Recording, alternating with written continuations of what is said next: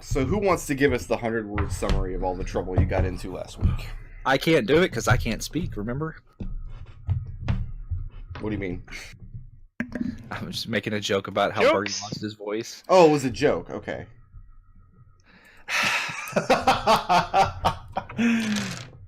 So yeah, Birdie stopped being able to talk, and the rest of the party had a lot of fun at his expense. And then we got into a place where nobody can talk, and now we're just kind of back to square one again. We are climbing lunatic Pandora. That's what we're doing. We're going to the moon. Seems legit. And it's going to be great. I do like the moon. The moon is pretty good. I'm not sure any of that counts as a summary, though. I mean, I feel like that's as much summary as we've got. Is we're in this tower, there's no noise. But how did we end last week? Oh, jeez. I genuinely don't remember. Birdie. Oh, right, we found the skeleton. Yeah, in the cupboard. Oh, right, the quick child skeleton. Birdie comes back to the rat warrens, grabs a crossbow. Moon's haunted. Rat's like, what? Moon's haunted. Goes back up to the lunatic Pandora. All right. So you climbed up to the 4th floor of the silent tower. You found a well that you started to plumb the depths and determined that it was far deeper than it had any physical right to be. And in this kitchen area here, you opened the cupboard and you saw the curled up remains, skeletal remains of a small child in rags.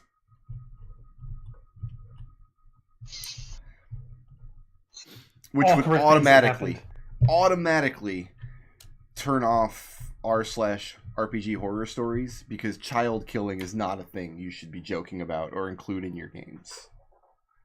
So wait, it was locked, right? No, it was locked, but it was also broken already. One of the hinges was busted. Yeah. No, it wasn't locked. It didn't have a lock on it.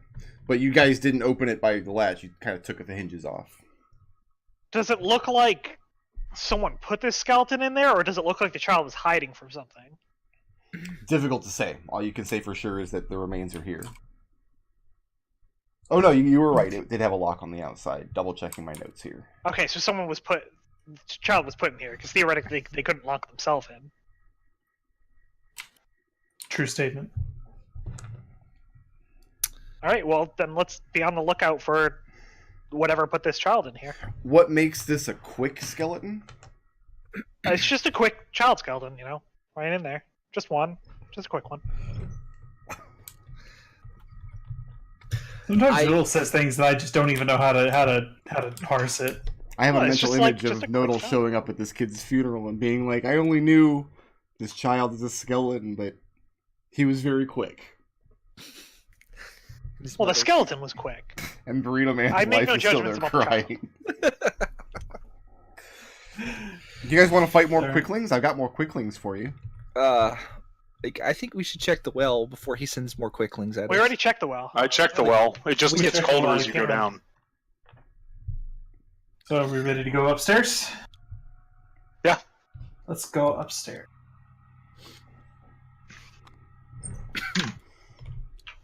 Heading up the stairs. I'm guessing we're coming in over here. Yes. Okay. It's a circular hallway. Very narrow. It kind of feels like, at first, that the staircase is spiraling up quite a bit.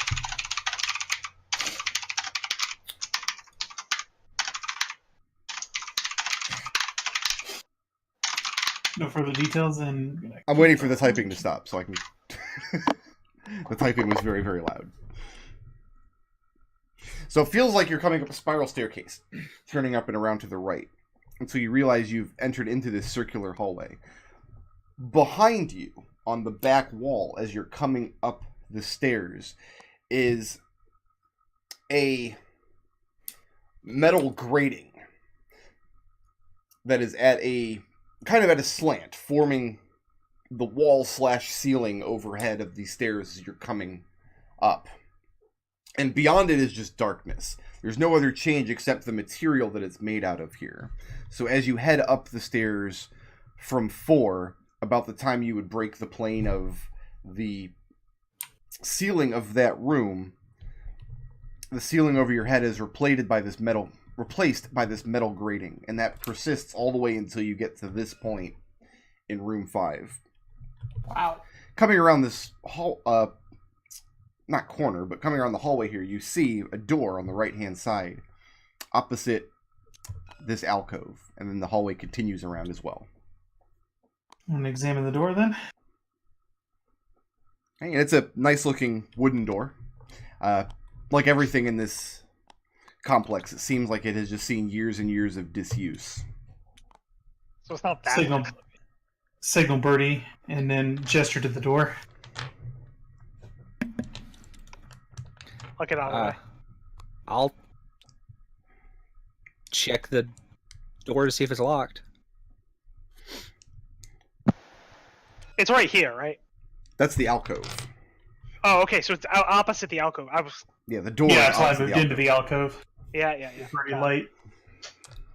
Just like I said, just try the handle to see if it's locked. It is, and you see the keyhole as well underneath okay. the handle for the door. All right. Well, I'm I'll gonna check. stand on the stairs to prevent butterflies from accumulating someplace we might need to pay attention to. Oh yes, the entire complex is filled with butterflies because of something silly Red did. I mean, it was due. So anyway, I guess I'll check for traps as well. Make an intelligence arcana check. Uh-oh. Yes, I'll check for traps. That is a 17 plus 11. 28. Okay. I tortured my DM last night. I'll have to tell the story during the break because of a check for traps thing that went awry. Uh-oh. 28 on arcana. You don't see any place for a mechanical trap, at least not on this side of the door. And probing the keyhole a little bit, you don't feel any of the more common, like, haha, you got hit by a dart now kind of stuff. What's getting your hackles up is just this feeling that this door is giving off. And you stop for a minute, and you think about it. It's definitely something magical going on with this door. Because this keyhole you're working with would be incredibly easy to pick. Like, this is Junior's first lock-picking kick level. Anybody with just a metal sliver could go in here and rake this lock and get it open. So the keyhole is not really securing this room. And what that tells you is that if you open this door without the proper key, it will disable whatever's inside the room. And what that is, you have no way of knowing without being inside the room. So if you open this door without the proper key, whatever magical nonsense is inside will either spring as a trap or will become inert and you won't be able to use it. Okay. Well, I mean, I'll just turn around and make a no-go gesture for now. Okay. Raazu nods and gestures further up the hallway. Coming around this corner, you see the stairs heading up to the final floor, and instead of the stairs being made of stone, like the previous ones, these ones are made out of this metal wire mesh, and you can see only a few inches into it. You would think you could look through the mass of it, through the empty space in between, and see the stairs below where you came up. But you can't. There's something clouding your vision. It just looks dark when you look at it. Even when I try and shine light through it. What are you doing with your light? And where are you doing it? Like right here, the first couple of steps, holding the light down to the stairs. Hold your light down to the stairs. It doesn't seem to have any noticeable effect. The torch doesn't behave any differently, but it also doesn't illuminate whatever space is inside of this wire grating. Oh, what the hell! I'll push the tip of my torch through the grating if there's space enough to where it to fit. There's not. The mesh is too tight. Okay. I mean, if it was wide enough to allow the head of a torch to fit through, it would be incredibly precarious to climb. Fair. Because you'd be catching your toes and your feet and... Alright. I'll go ahead and start climbing up the stairs. Okay. Coming up to what you presume is the last floor, it's just a large, empty, circular chamber.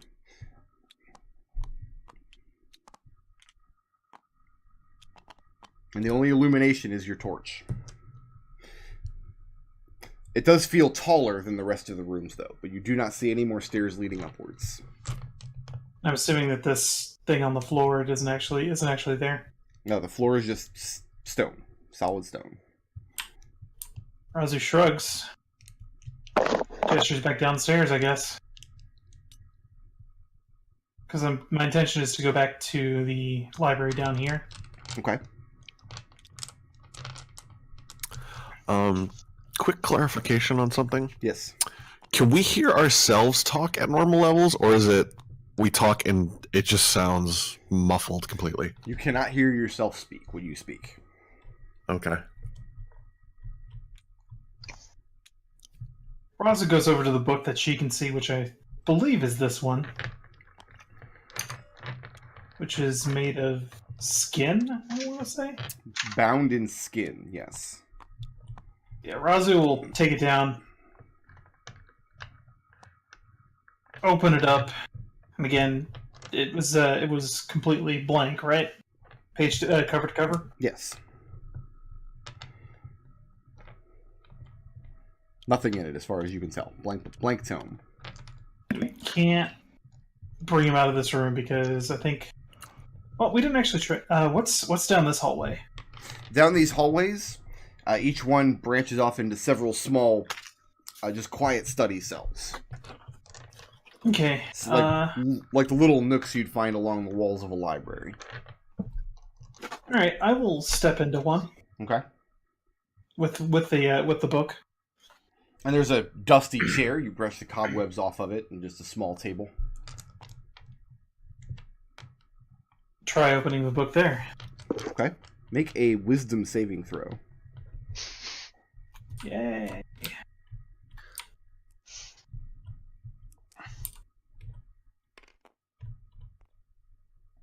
See, that's a pretty good roll. I have a +9 to that, so that is a 27.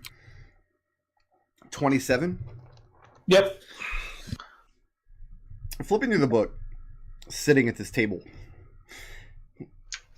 you flip past many blank pages, and then something catches your eye, drawn on one of the pages. It looks like a diagram of a battlefield of two forces being marshaled against each other in the directions that they're moving and where they're attacking from. And the next page you notice has text on it, written in a form of goblinoid, used very rarely because goblinoids are not the most literate culture in the world. Yeah. In fact, I don't even think they have their own alphabet. And you realize it's a description of a battle fought between an enormous army of goblins and an enormous army of orcs. And this is an historical account of that battle and why it was such a great victory for the goblin forces that day. And for a moment, you're sucked into this. Until you start noticing little details in the strategy that don't make sense. Little details in the historical account that are wrong. And it starts making you very upset. Before you know it, you clap the book shut and stand up in disgust. Frick, while he's doing that, I'm just gonna check each of the bookshelves, blow in some air around them. Do they just feel like kind of dusty, normal bookshelves?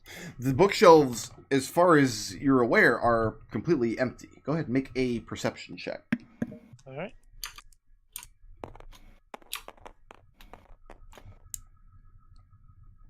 Wah, wah. That's a 9. And yeah, you do a circuit around. The bookshelves are only lined on the insides. So there's one row here and then one row in here closer to the center table. And yeah, as far as you can tell, they're empty. You're not sure what these people are reading.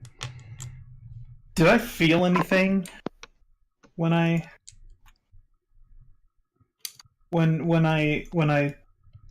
snapped that book shut? Did I? Disgust. Because whatever archivist put together this account of this battle didn't notate it properly, wasn't reverential enough. Something about it just completely turned you off. It's like sitting down to watch a documentary that you're interested in, but then they get all the facts wrong. Destil, Wendy slaps you on your shoulder, and then after a couple seconds, she makes a motion like she's reaching into the bookshelf and taking out a book. Yeah, I was about to take my book out. And I'm essentially just going to follow him, and I want to see the moment that his book shows up. Like, where the hell it comes from. Okay. And one moment you're aware that there's nothing on the shelves, and the next moment you're aware that Red is holding a book. And Wendy essentially just raises a talon the second that it shows up, and then just looks at Red and shrugs. If I open up the book, is the stuff I had written in it earlier still there? It's not. The pages are once again blank. I'll write a quick message in it. Wendy, can you read this? And I'll hold it up to Wendy. Then Wendy continues looking at you, shrugging. I'm assuming. Does she see the text or not? Wendy can't see anything. Wendy will raise up a hand and kind of feel the book, and just be like, "That's weird." There's a book there. Does she get ink on her fingers where she runs over where wrote, Wendy, can you read this? Feels like parchment. Yeah. And yeah, you rub the ink off the page if you do so before it dries. Okay, then I'll close the book. Open it again. Is that still written there? Nope. Now it's empty. Raazu walks up to Adrex, tugs on his arm a little bit, gestures for him to follow her. Go back down. Adrex does it. Hop. He has his velvet book, by the way. Okay. Raazu sets her book down on the desk, looks to Adrex, points to Adrex, gestures to her eyes, and then points to herself. And then waits for some kind of response. Sorry, run by those gestures one more time. She points to you, points to her eyes, and then points to herself.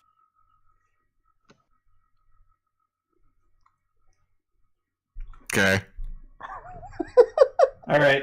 So I'm going to open up, go through this account again. This time I'm willingly going to fail that saving throw. Standing there over this book, you feel that disgust one more time, and you find it very difficult to open it up. But you manage to do so. You sit back down in the chair and begin reading again? Yeah. Okay. And you're not going to make a saving throw? I'm willingly going to fail it, yeah.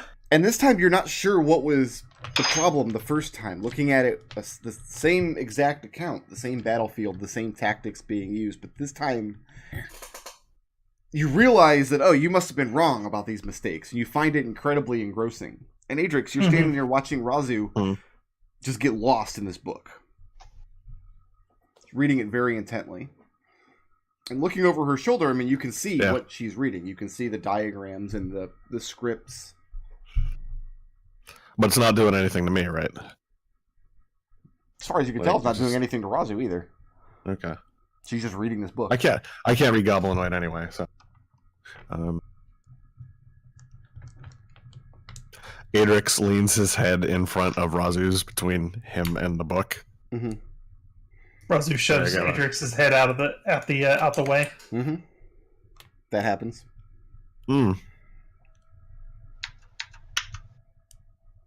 Adrex tries again. Shoves his head again. It's like a dog. Adrex grabs the book and tugs it. And Adrex and Raazu make an opposed strength check.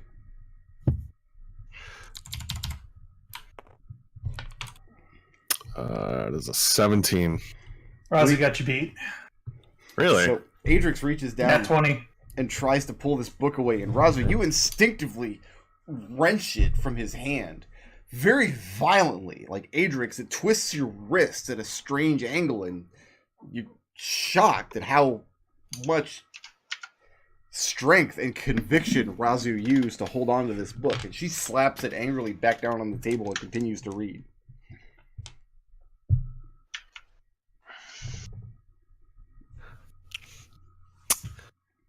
All right, Adrex leaves the room, comes back in here, and makes elaborate gestures to get everyone to come into this room. So, I have a question. So, everything is muted, but we can still hear sounds that we make. Yeah, everything sounds as though it's very far away. Like everything you're hearing is on the other side of a wall, perhaps. But yeah, if you like bang your hands on the table, you can hear it, but it doesn't have the same impact in your auditory systems as it ought to have. Okay, that's what I wanted to know. Thank you.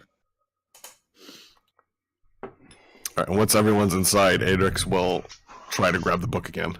When you go back to the little alcove where Raazu was sitting reading, it's now empty. And she's no longer sitting there. Is the book there? No. Is her... No? Unless you will put your book down there. Nope. No, Adrex just looks confused.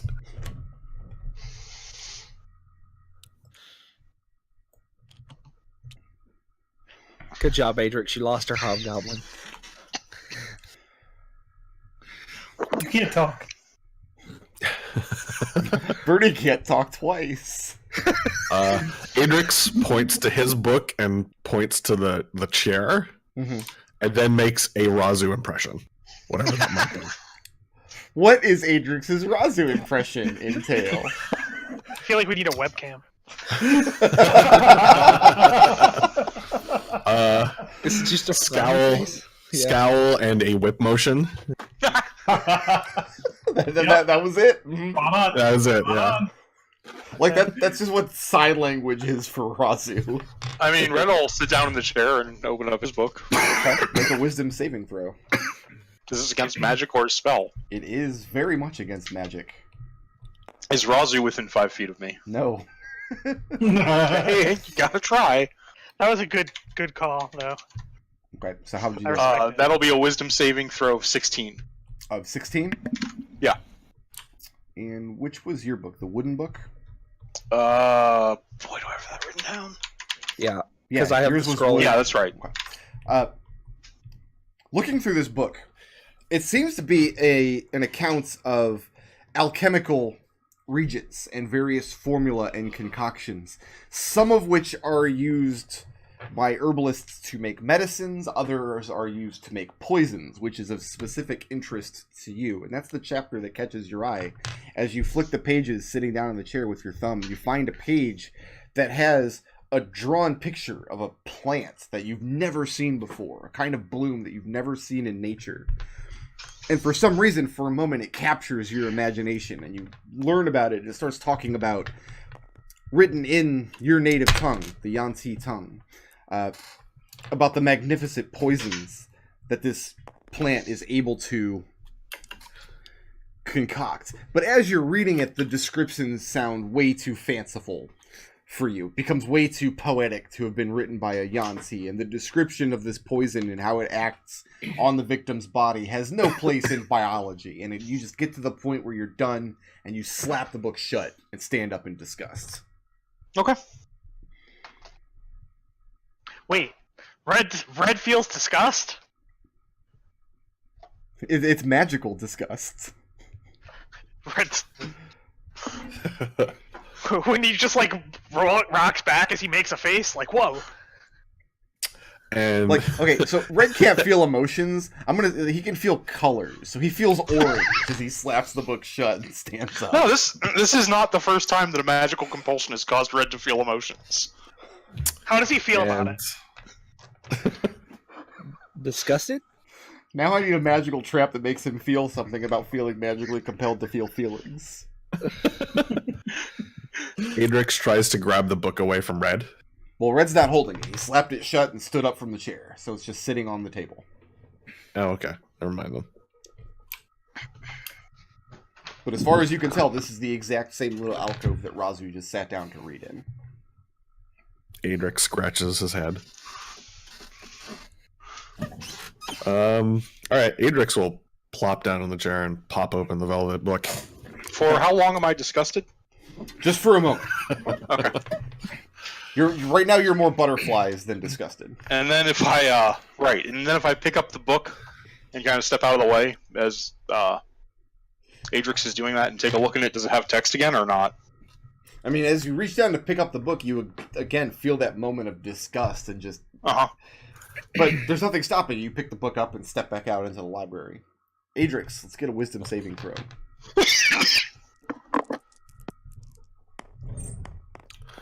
That is a... No, I'm dominable. That's a 7. A 7? Yeah. I'm feeling kind of dominable today, so...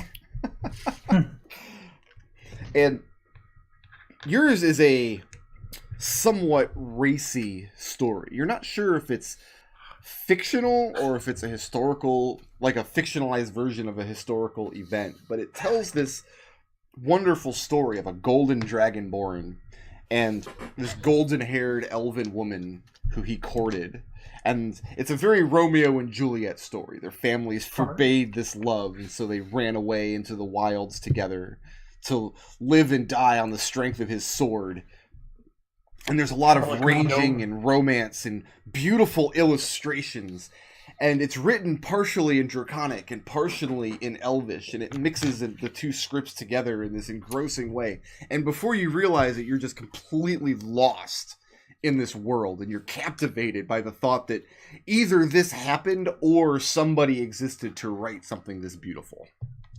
And From the other Adrex's 50. and Adrex's facial expression is just a mouth agape, little drool coming out the side of his mouth. Birdie and Wendy standing there, Adrex seems very dominable all of a sudden. Wendy will just wave her claws in front of his face. Talons. And Adrex is very annoying, but it doesn't really stop you from reading the book. Wendy puts her hand on Birdie for a second, points at Adrex, and just like pushes him into a spot like about 5 feet to his left. Okay. And then steps out of the room to go over to Red, roots around in his pack until she finds the pot of ink. Well, so Comes back into the when room. you're reaching in Red's pack. Yeah. When you reach into Red's pack, you get your hand batted about by this winged cat that's in there, and this pot of ink is nowhere where you expect to find it. And Wendy just looks at Red like, what? And then just ignores it, goes back into the room, and I'm dumping that ink out on Adrex's book. All right, Wendy and Adrex. Yeah.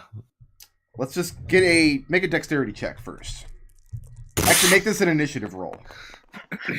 I guess it doesn't matter either way, because you both have the same proficiency bonus, I think.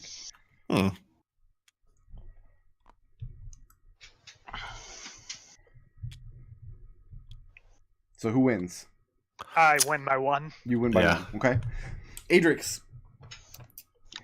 you're somewhat aware that Wendy's coming back, but too late. You move to stop her from pouring this ink all over the pages of the book. So I guess Red needs to mark off a jar of his ink. Adrex, make an unarmed weapon attack.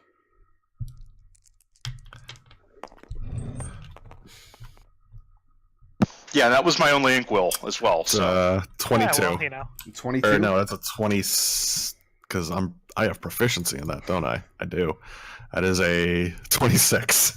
Wendy, Adrex hits you with a 26. As you Ow. empty out this ink, you hear the scraping of the chair as he immediately stands up and with all of his force slams you back against the wall.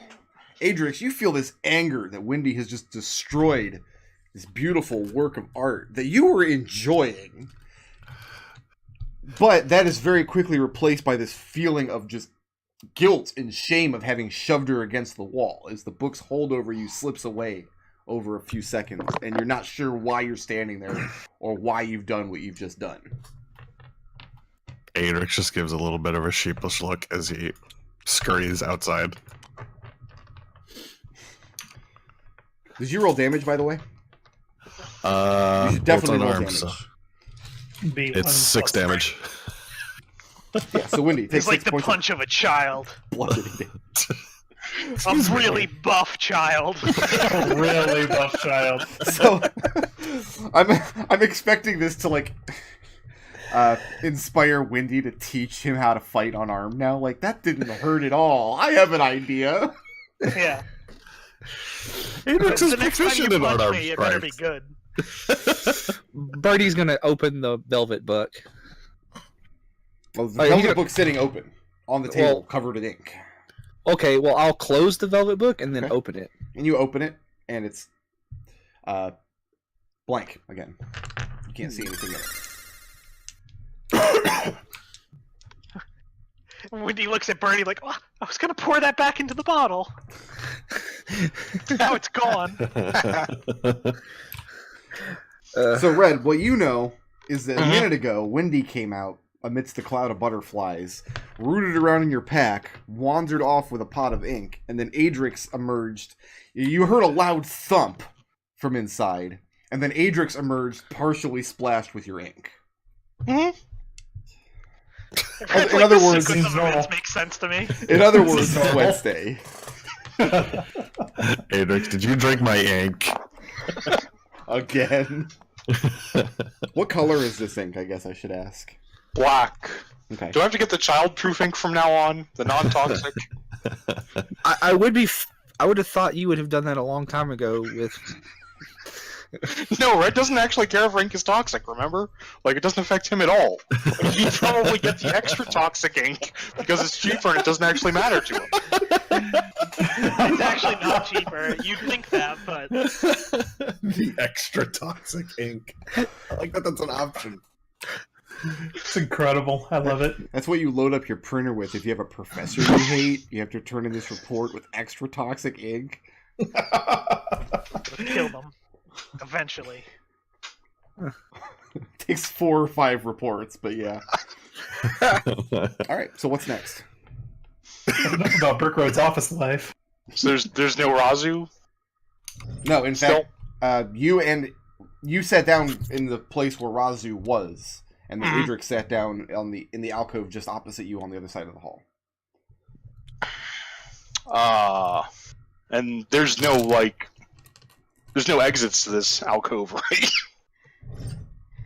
No, it goes forward maybe 30 or 40 feet with a couple of alcoves on either side, and then there's one final alcove at the end of the hall. And I'll go check Raazu. is not The anyone- other side. Try going where? Go to the other side of the room, the library. Okay, and yeah, it's a similar hallway here with a couple alcoves on either side. Hallway goes forward 30 or 40 feet, and then there's another alcove at the far end. And equally no Raazu? Equally no Raazu. Adrex looks amongst the shelves, see if he can find Razu's book. I mean, you were never able to find Raazu's book. Okay. You were only able to find the Velvet book. Welcome.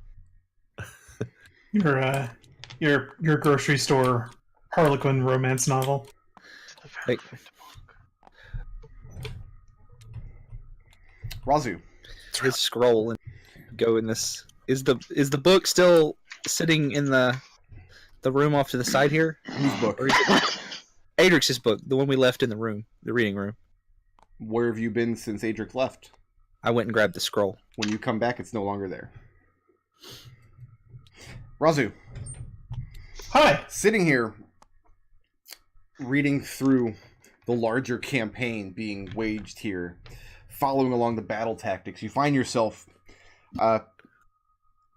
in equal parts inspired by the strategy on display and challenged by thinking of what you might have done commanding these forces. And it starts to make you think about how your life might have turned out if you had stayed with your squadron and climbed through the ranks, and how you might have done things differently, until you feel just a very gentle tug on your cloak. Raazu looks up. And glancing to the side, because you're definitely not looking up from this book, that's not happening. Okay. There's a figure, like a hunchback figure, short, maybe 3 or 4 feet tall, and it's got these kind of gangly arms, and wrapped inside of his arms are 3 or 4 more tomes. You can't see the thing's face. It's got this dark hood pulled up, and the shadows of the place don't allow the light of your torch to reach in and see any features. But you hear the thing speak, and it's just this very plain and monotone voice. And it just says, as you requested. And then he very gingerly, the hand set this small stack of 3 more tomes on the table. And then he clasps his hands together and backs away into the shadows. Move on to those other tomes if I'm not compelled to stay with the first one. And it's more books on the similar subject matter. Different sorties throughout the ages, goblinoid victories, and the battle strategies waged therein. Every bit of it's as engrossing as the first. Okay.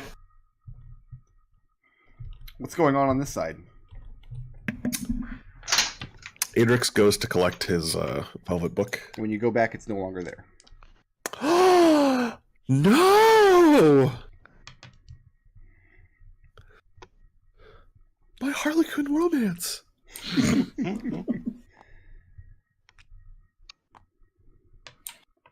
Adrex looks agog.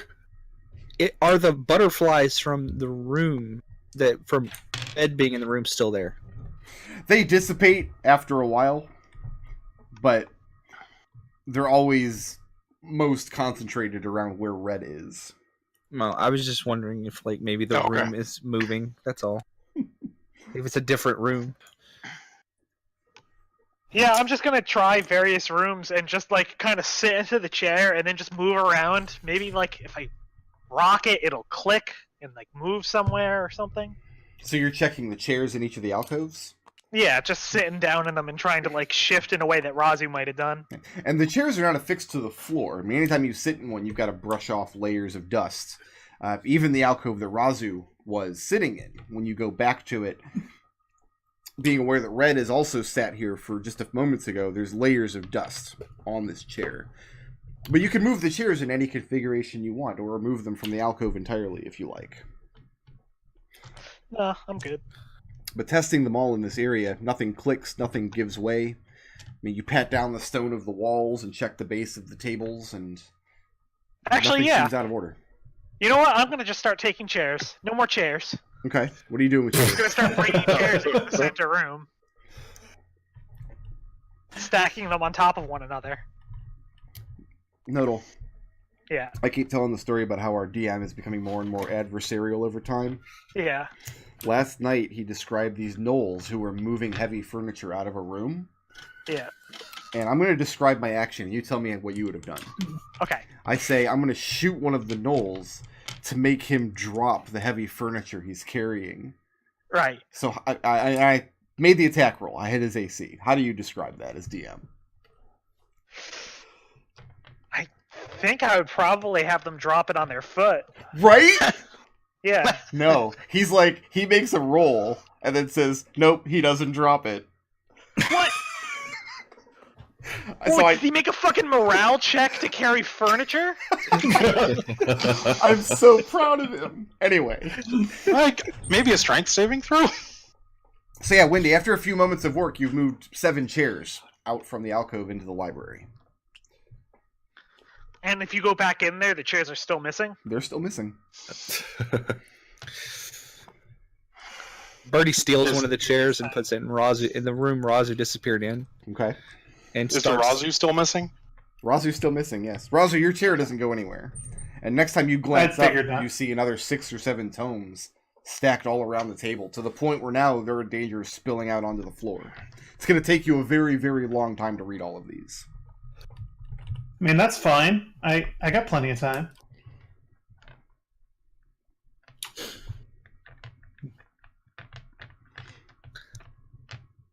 I don't know. I'm gonna go start looking through other floors. Okay.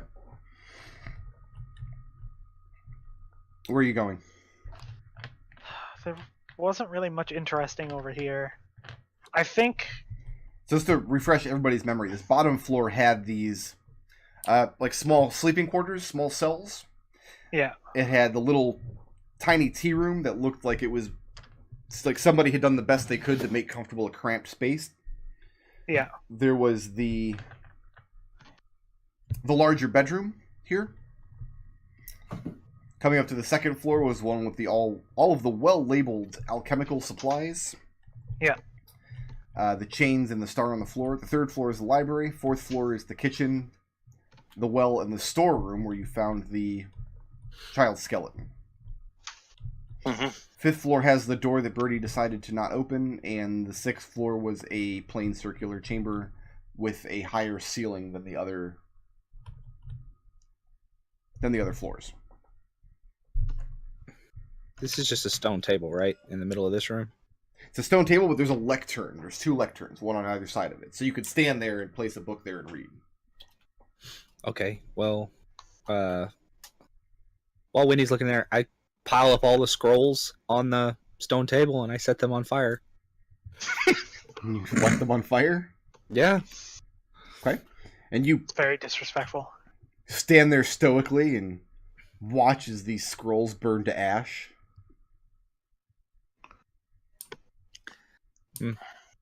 Okay. And they do. Adrex just gives a confused, quizzical look to Birdie. Birdie just shrugs back.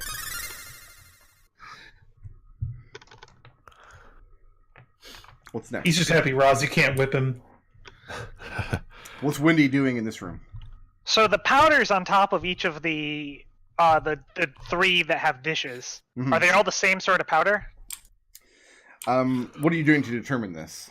Trying to smell it. No, they have different scents to them.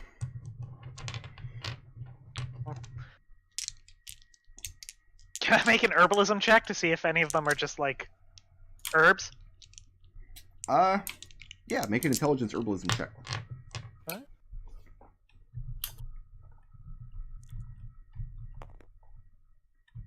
That's a 12. 12? Yeah. They do seem to be dried and crushed herbs of some kind, but you're Yeah. not able to discern the exact source, and probably the reason for that is they're each mixtures of something. Mm-hmm. That makes sense. And then I'm just going to sound, essentially, trying to see if I can provoke any kind of reaction from the room. Okay. I don't know, there seem to be like 3 metals, so I'll move the knobs in such a way that I can connect the 3 like gold, copper, platinum, Okay. and then I'll just start trying other stuff. If that Make doesn't do anything. Are you sticking with this metal motif? Yeah, Make a... because there's the cold iron and stuff. Which 3 are you connecting? Let's try gold, copper, platinum for now. Gold, copper, platinum. Okay, go ahead and... are you using the 3 mixtures in the bowls, or are you going to fetch new mixtures? I'll use the 3 mixtures in the bowls. Okay. Do you want me to roll something? Roll a perception check. Roll this at advantage. Okay.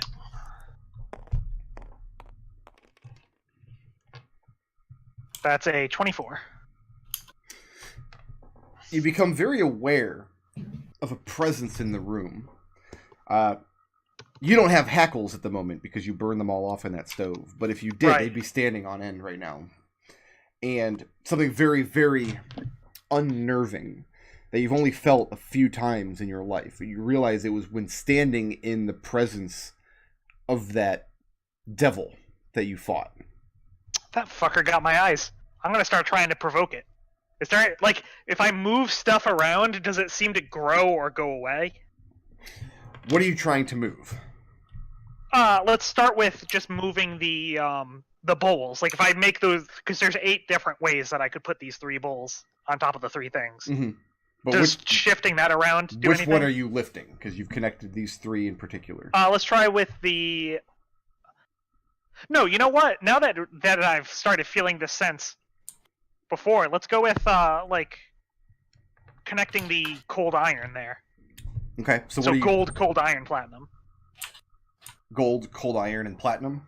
Yeah. You feel the sense diminish as you unhook the chain. from copper and moving it over to the platinum and cold iron and linking it back up. And then you feel the sense return.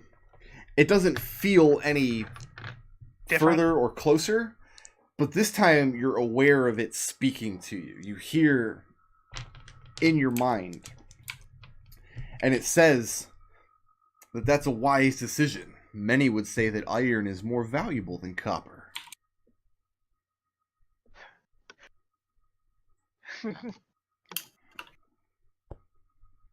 Let's go with platinum bone and cold iron. Platinum, Swap bone, and cold iron? Swap gold to bone. Okay. You spend a moment, and as you move through the center of the room, there's nothing physical barring your way. There's nobody physically standing there. Yeah. But there's no change at this point. Nothing else happens. Okay, I'll shift it back to how it was, and then I think I'm going to head over to those. There was a candle, like a collection of candles, right? Yes, there was 8 of them. 7 of them were standard colors, and then one was. Some saw it as gray. Adrex saw it as the most beautiful, indescribable color imaginable. Do the colors have any kind of, or do the candles rather have any kind of discernible difference to me though? No, they Like just if feel. I They just feel smell like them, wax. feel them. Okay, They all have the same, essentially Then- the same thing. I'm just gonna light 3 random candles and place them around Okay, where the stones are. roll 3d8. Ignore duplicates. Yeah. 1, 5, 4. So red, blue, and green. Sorry, what? Okay. And it pops up a No. Photoshop color swatch. Yeah. So you set these candles. Now, to set a candle, you'd have to remove the little, like the powder dish and affix the candle instead. Is that what you're doing? Oh, the candles go in those places? Yes. You see a little notch on each of the dish. When you pick up one of these candles, it has the same little notch on the bottom. Then instead of putting them where these bowls are, I'm going to put them on the ones that currently have no chains. Okay. So I'll roll a couple more. No. Also yellow and also indigo. Okay. And you're lighting these candles as you go? Yeah. And right now you've got the chains on bone, iron, and platinum? Yeah. Okay, and you don't feel the presence in the room anymore. And you hear the very I'll swap soft it back flickering to of the gold, candle. copper, platinum then. Or Okay. not gold, iron, platinum. When you switch it back, again you feel the presence. And this time, the voice sounds a little bit frustrated. It sounds a little impatient. Yeah. And it says, I would think that you wanted something of me, but next time you call upon me, I'm going to ignore you. What can you do for me?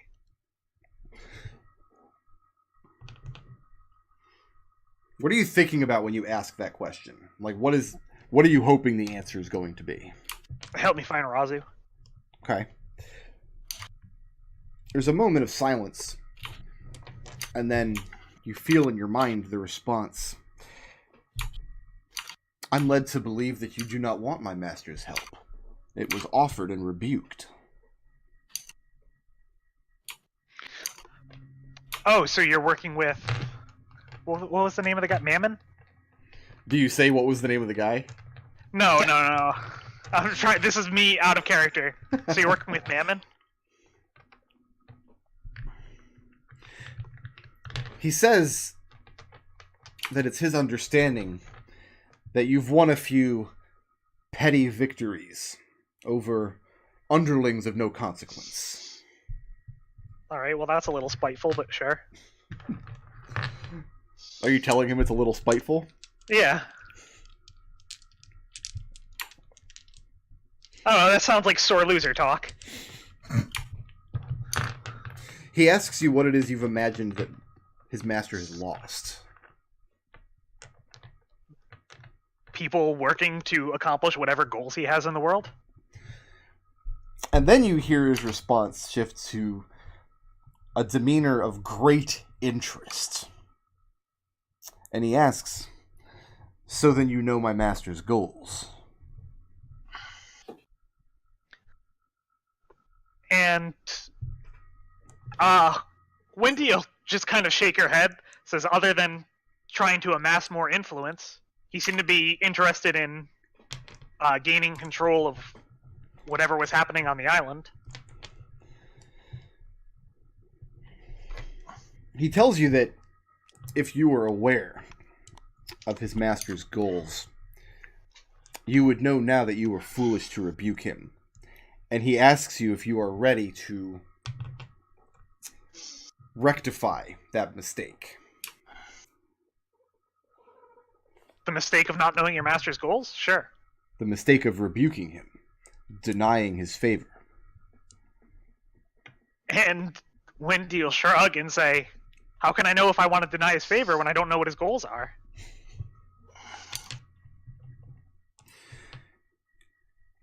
He tells you that the most important thing for you to consider is that whatever his goals, those who work with him to achieve them are well rewarded.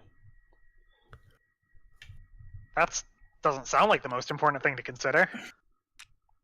What is the most important thing to consider?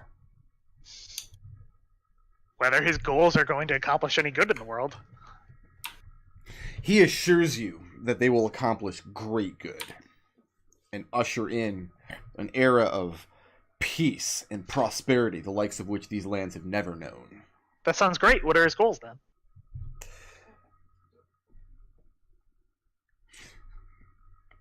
He tells you he's going to require something of you, a test of loyalty, to make sure that you can be trusted. Trusted to do what? He asks you where your companions are. Why are you alone? It's a good question. So, as last I knew, you guys were all up here in the library. Is that still the thing? Yeah. Okay. All the chairs are still sitting out in the open? And Wendy just left. And Wendy will say, they all seem to be reading something, but... And then Wendy points at her eyes. Or lack thereof. Make a deception check. Make it a disadvantage. Wait, what do you think I'm deceiving about? You're lying by omission because you're not telling him you don't know where Raazu is. Oh, I thought he already knew I didn't know where Raazu was. Because I thought he was I reading think that's my what mind. you opened with. I thought that's what Yeah, you opened with. Because you asked what Wendy was thinking, and I said I want to know where Raazu is. Okay. But are So you telling him Wendy's you not don't know? intending to deceive about this. Okay, so you tell him that three of them are upstairs reading, but I can't read, but there's a fourth one I don't know. Okay. Right. And again, the tone turns to great interest. And he asks, where are you?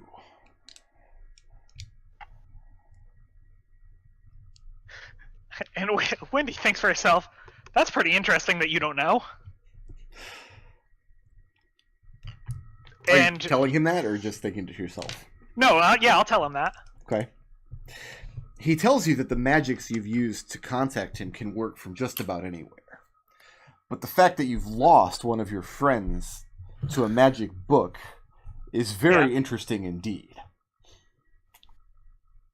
All right, well, hold that thought. And Wendy will start leaving and then go, oh god, I have literally no way of communicating this information to anyone else. And we'll just go, we'll shrug and turn our way back. Oh, never mind. Okay.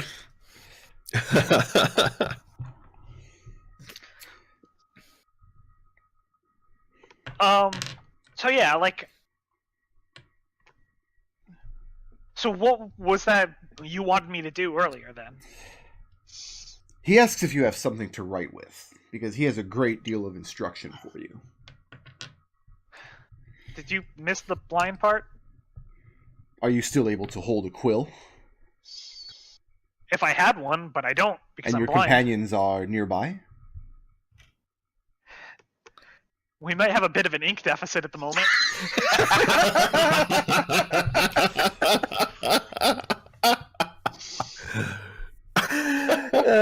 He asks if it would We are be the best adventurers too ever. cliche for you to prick your finger and write in blood. Is that a little too on the nose for this kind It's of a little too interaction? on the nose, yeah. I mean, you also could have just told me to melt down some gold and use that. Make but an intelligence arcana check. Sure. That's a 10? A 10? Yeah. He gives you a very complicated, he's just rattling these off into your mind, complicated list of instructions on what to do in the chamber you're standing in, where to connect the chains to, and what powders or candles to use in a particular sequence.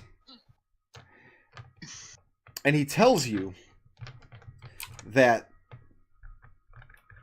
the last step involves... Hold on, let me check my notes here. The last step involves connecting the wood, cold iron, and obsidian knobs together.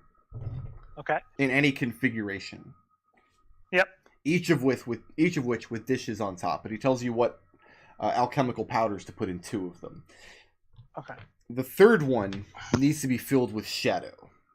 And he tells you that this will conclude the ritual. And that this is a step that you should not take unless you are fully committed to joining his master in his quest. Alright. And how would I fill it with shadow? And there's no response after that. That's just not very helpful at all. And your Arcana check of 10 enables you to remember this long list of complicated instructions. So Wendy comes upstairs just mumbling to herself over and over and over. Yeah. Which we can't hear. Which you can't hear. And Wendy goes over to Red and kind of taps him on the shoulder again. Yeah. And she makes the motion like she's moving something like between places and then points downstairs. And then puts her hand on his face. And starts moving it up and down. And then left to right. And Red will start saying something, but will catch himself and just sort of... not necessarily sigh. And at that, Wendy once again just kind of like makes the motion and then like slowly nods and then shakes her head. And then looks at him and shrugs. Do I still have the... I do not have the disgust compulsion with the book, right? No, not at the moment. It's just a And momentary I'll pull feeling my of quill panic. out of my pack and I'll just like kind of hold it up in front of each other of my companions that's still in the room. Like, does any of them have any ink? I have Adrex a, probably drank his a long time ago. I have like a charcoal stick. So that's it. Charcoal stick is good. Oh, hand it over to him. Okay. Is it narrow enough to write in a book? It'll suffice. like It's basically just like one of those contractor pencils. And I'll hand it to Wendy.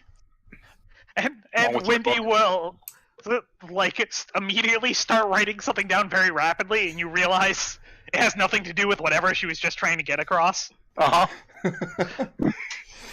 And Red, And I'll pointedly watching, not close the book after doing this. Yes.